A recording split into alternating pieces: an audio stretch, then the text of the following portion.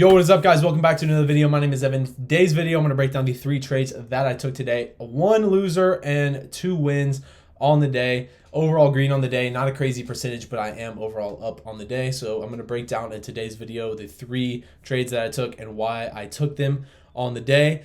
Before we get started with that, please check out the link in the description below. It is a link to the Discord. On that Discord, I post my daily levels. I post them in there every single day. That way you guys can play trades off of them, and I kind of post what my idea is behind them as well. So with that being said, we'll hop into my chart. As you can see, we have QQQ pulled up, and you can see, if you guys don't know already, my entries are the red arrows and my exits are the purple arrows. So with that being said, we're going to hop back actually to the 5-minute time frame and explain what happened yesterday. If you guys didn't watch yesterday's video, yesterday was a huge rip up on the overall market. We managed to catch a 30% trade within this area right here. But overall, the market just trended up like crazy yesterday. We ended up pulling back, right, in the pre-market.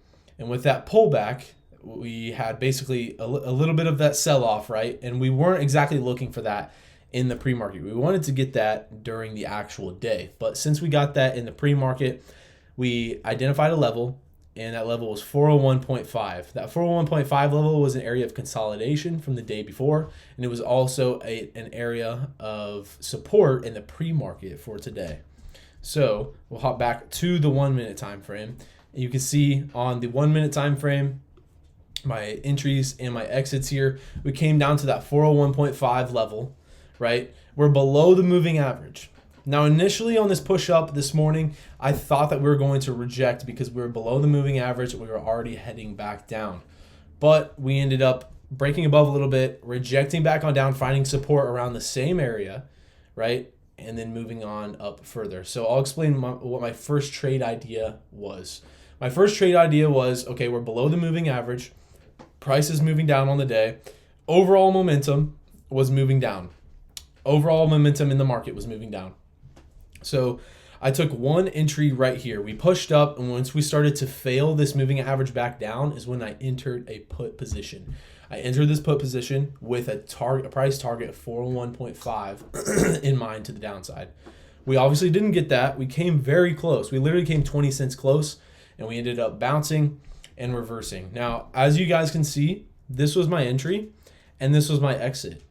Now, is there very much price difference between there? No. But on this trade, I managed to lose 18% simply because of, well, not just because of decay, the time decay, but also because, yes, it was moving negatively in my favor towards the upside, right?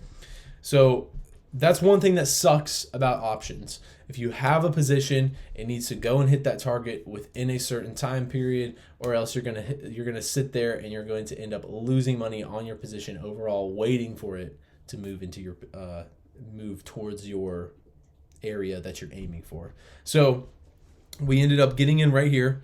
Once we started to push back down, everything was looking great. We came back up and retested that moving average. We got rejected, and we were looking like we were going to flush down to 401.5. We never made it there. We ended up chopping around and pushing back up, and I stopped out once we broke back above that moving average, found that little support right there, and kept pushing above that moving average. So unfortunately, that was the first red trade of the day.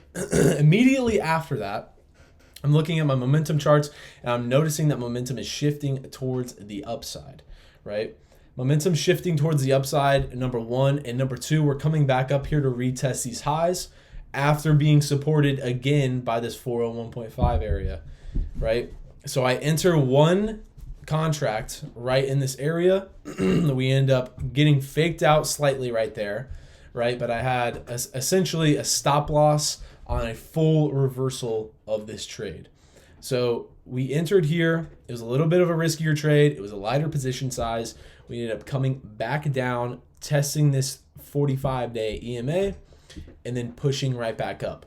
So one question you kind of have to ask yourself in this scenario is, was I in the wrong for holding this trade in this area? And in my opinion, I was not, because we had this area of consolidation down here. I'll draw it out with the boxes.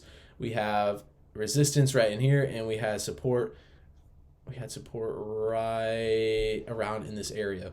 So in my eyes, we came back down into this resistance, now turned support, got supported by that and this 45-day EMA. If we would have broke below that, yes, I would have been out. It wouldn't have been a pretty loss, but we would have been out nonetheless, and I would have been incorrect on the trade. But we decided to push up from there. I ended up selling my position right up here as we began to basically break above these previous highs. We had a nice rip, and I decided to get out.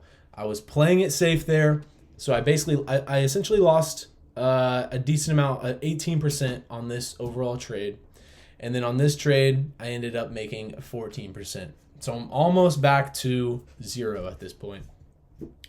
Moving on, essentially just waited for price to kind of do its thing. I didn't want to get in right after a massive push up and try to bet that the market's going to go down. But once I saw this consolidation form, this is insane consolidation, by the way. This is like textbook, just perfect back and forth. We ended up pushing down, breaking below that 9 EMA. Once we broke below that in this area right here where we were previously getting supported, I entered a put position, literally rode that down perfectly. We had a super quick move, so I decided to get out ASAP on it. It was in this trade for literally like probably a minute and a half. Ended up selling out right at the bottom perfectly, and then we ended up bouncing around, and now we are heading to the upside. So overall, those were the 3 trades for the day. It was a fairly difficult day overall. I really wanted this 401.5 to break. We never got that.